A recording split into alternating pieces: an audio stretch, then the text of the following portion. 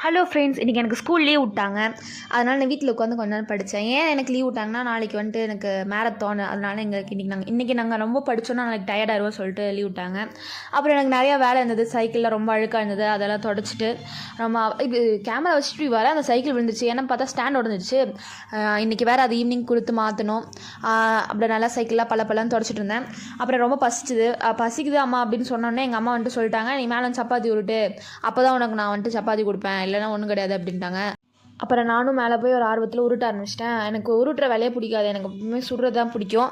அப்புறம் எங்கள் அம்மாட்ட சொல்லிட்டாமா, நான் சுடுறமா, நீ உருட்டுமா அப்படின்னு சொன்னேன். எங்கள் அம்மா உடனே என்னை திட்டிட்டு அப்படியே அவங்களும் போயிட்டு நான் சொன்ன மாதிரியே அவங்க உருட்ட ஆரம்பிச்சிட்டாங்க. நான் சுட ஆரம்பிச்சிட்டேன். அப்படியே நல்லா கதை பேசி அப்படியே சுட ஆரம்பிச்சிட்டோம்.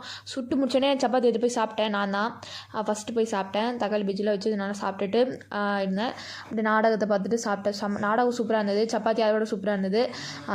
வர வர எனக்கும் எங்கள் ஃபேமிலிக்கும் இந்த அழகழகு நாடகம் வந்துட்டு ரொம்ப பிடிக்க ஆரம்பிச்சிச்சு ஃப்ரெண்ட்ஸ். ஏன்னா என்னன்னே தெரில, அது ரொம்ப பிடிக்க ஆரம்பிச்சிச்சு. நீங்களும் அப்படி தானே கமெண்ட்டில் சொல்லிட்டு போயிருங்க.